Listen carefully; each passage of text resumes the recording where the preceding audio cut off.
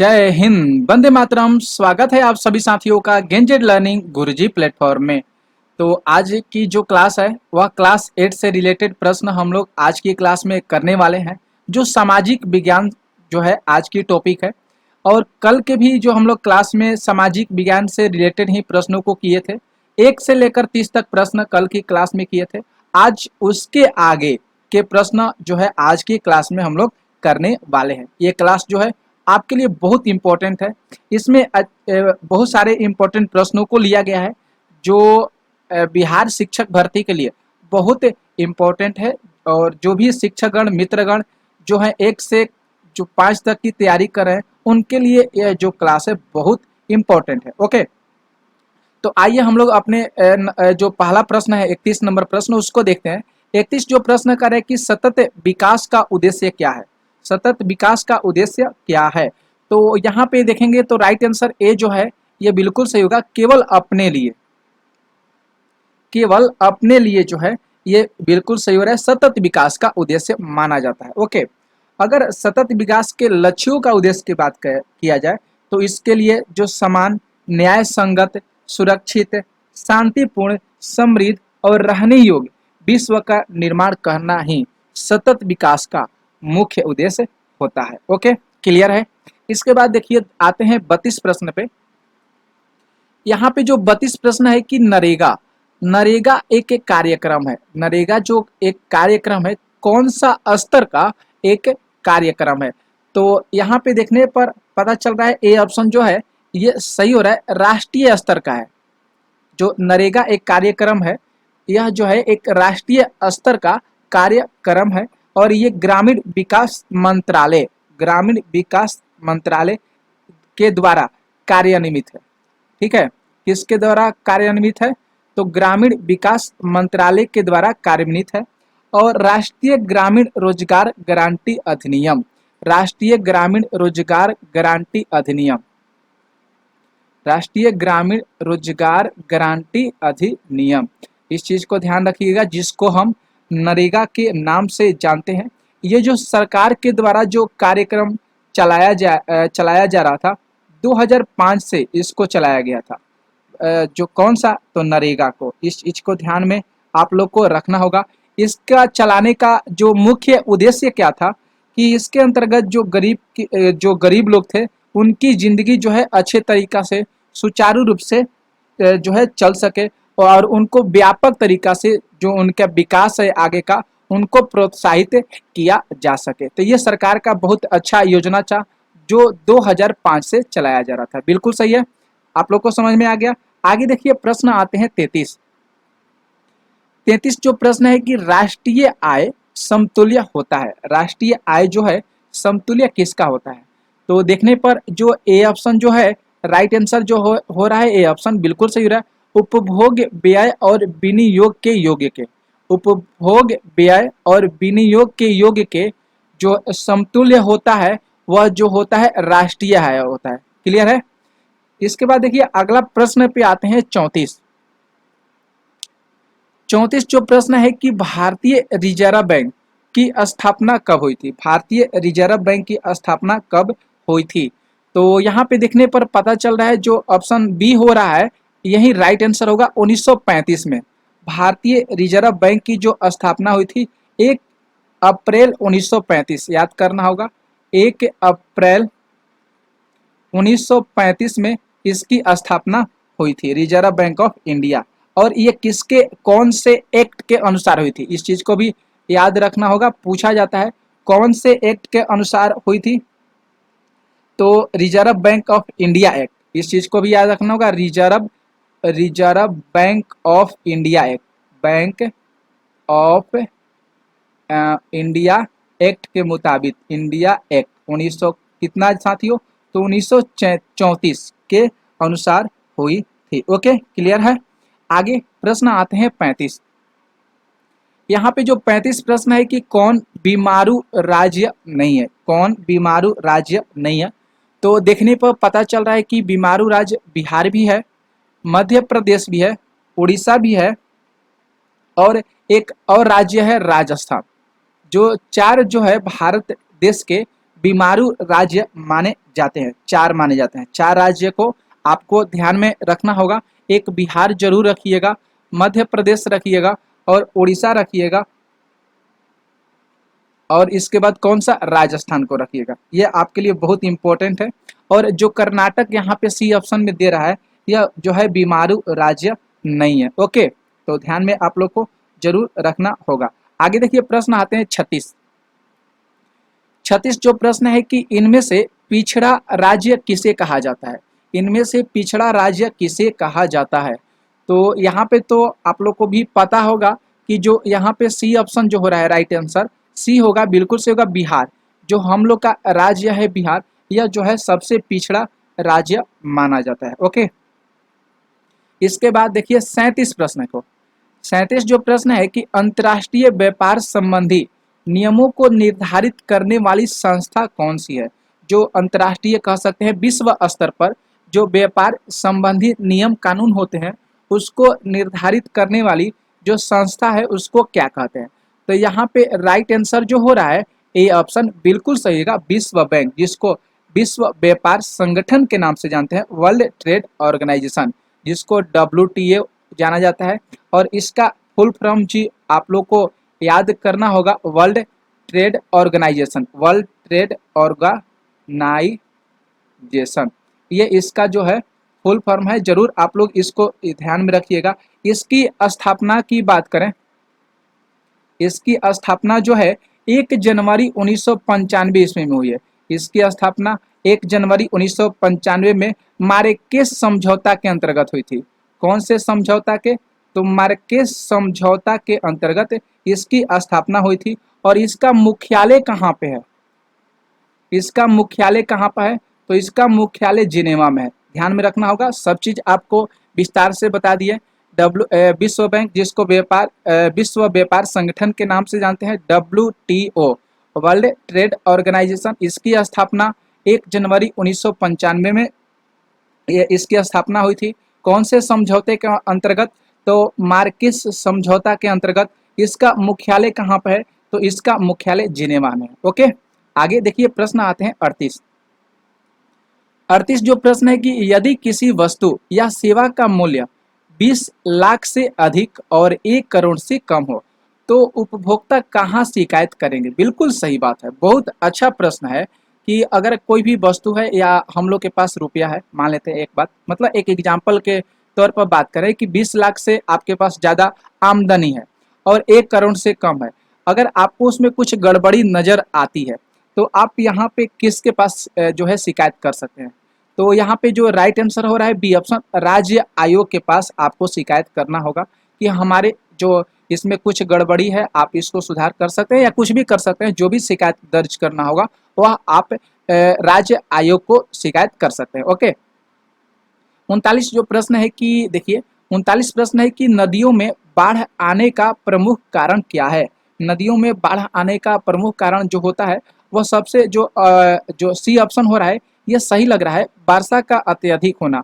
अगर वर्षा जो है अत्यधिक हो जाती है तो नदियों में बहुत ज़्यादा बाढ़ आ जाता है। अभी आपको फिलहाल में पता होगा कि बिपोरजॉय जो एक तूफान जो है अभी अरब सागर से निकला है। अभी तो गुजरात में तांडव मचाया था, लेकिन जब गुजरात से ये पहुंचा है कहाँ पे, राजस्थान में। गुजरात से भी ज़्यादा ये राजस्थान में बहुत ज़्यादा भयंकर तांडव मचाया है। वहाँ पे कई जिलों में अभी भी वर्षा हो रही है, बहुत तेज वर्षा हो रही है और वहाँ पे बहुत मतलब कह सकते हैं बहुत ज़्यादा हानियाँ हुई है, क्षतिग्रस्त हुए हैं। अब ये जो बिपरजॉय ऐसा जो तूफान है जो कम होने का नाम ही नहीं ले पा रहा है। अब राजस्थान से अब पहुँचेगा तुरंत मध्य प्रदेश में। मध्य प्रदेश में भी अब समझ लीजिए वहाँ पर भी भयंकर तबाही अपना मचाने का, अपना भयंकर रूप दिखाने वाला है। अब मध्य प्रदेश में पहुँचने के बाद आप देखिएगा, फिर इसके बाद पश्चिमी उत्तर प्रदेश में ये भी अपना जो है रौद्र रूप दिखाएगा। तो इसका अच्छा असर जो होगा पश्चिमी उत्तर प्रदेश में भी देखने को मिलेगा। और यहाँ पर एक और बात है कि यहाँ से अब जो बंगाल की खाड़ी से मानसून का भी अब प्रकोप देखने को मिल रहा है। तो ये बिपरजॉय तूफान और मानसून का जब टकराहट होगा तो आप सोच नहीं सकते हैं कि अब यहाँ पे पृथ्वी पर क्या होने वाला है। मतलब भारत में लग रहा है कि सभी जगह पानी ही पानी होने वाला है। तो अब देखिए क्या आगे हो रहा है, ये तो ऊपर वाले की ही देन है। चलिए आते हैं नेक्स्ट प्रश्न पे हम लोग 40 जो प्रश्न है कि महासागर की तली पर होने वाले कंपन को क्या कहा जाता है। बहुत अच्छा प्रश्न है ये कि जो महासागर की जो तली है उस पर होने वाले कंपन को क्या कहा जाता है, तो सुनामी कहा जाता है जो अभी आया था। तो यहाँ पे जो है राइट आंसर सी हो रहा है, यह बिल्कुल सही हो रहा है, सुनामी। ओके, 41 प्रश्नों को देखिए। 41 जो प्रश्न है कि अखिल भारतीय ट्रेड यूनियन कांग्रेस की स्थापना कब हुई थी। अखिल भारतीय ट्रेड यूनियन कांग्रेस की स्थापना 1920 में हुई थी। कब हुई थी साथियों, तो 1920 में। कब, 31 अक्टूबर 1920। इस डेट को जरूर ध्यान में रखना होगा। 31 अक्टूबर 1920 को अखिल भारतीय ट्रेड यूनियन कांग्रेस की स्थापना की गई थी। अब इसमें जो इसकी स्थापना हो गया था तो इसका प्रधान किसको बनाया गया था। इसका जो है प्रधान किसको बनाया गया था, तो लाला लाजपत राय को इसका प्रधान बनाया गया था। ओके, इसके बाद देखिए 42 जो प्रश्न है कि सेफ्टी लैंप की आविष्कार जो है किसने किया था। सेफ्टी लैंप का आविष्कार किसने किया था, तो राइट आंसर होगा यहाँ पे डी, हम्फ्री डेवी के अनुसार जो है सेफ्टी लैंप का आविष्कार किया गया था। ओके, कब किया गया था, तो इसका आविष्कार जो है 1815 ईस्वी में किया गया था। जरूर इस डेट को आप लोग याद कीजिएगा। ओके, आगे देखिए प्रश्न आते हैं 43 जो प्रश्न है कि जमशेदजी टाटा ने Tata iron and steel company की स्थापना कब की थी। तो यहाँ पे देखने पर जो राइट आंसर हो रहा है ऑप्शन सी बिल्कुल सही हो रहा है, 1915 में। 1915 में,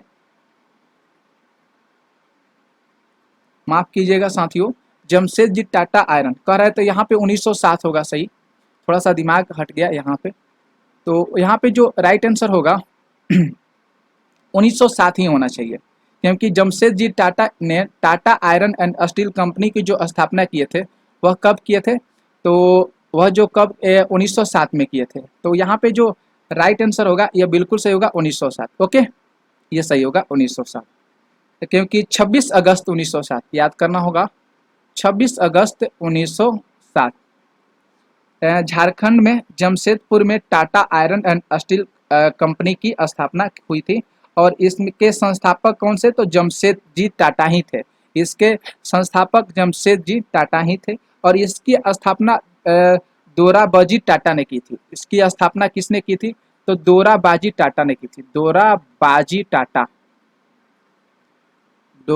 टाटा ने की थी। ओके, आगे प्रश्न आते हैं 44 प्रश्न है कि इंग्लैंड में सभी स्त्री और पुरुषों को वयस्क माता अधिकार प्राप्त हुआ था। कब वयस्क माता अधिकार प्राप्त हुआ था, तो यहाँ पे राइट आंसर 1918 बिल्कुल सही होगा, क्योंकि 1918 में ब्रिटेन ने सीमित संख्या में महिलाओं को माता अधिकार दिया था। एक ऐसा ही देश है, कौन सा, ब्रिटेन, जो 1918 में सीमित संख्या में महिलाओं को मताधिकार देने का प्रावधान लगाया था। और यह भी निर्णय लिया गया था कि जहां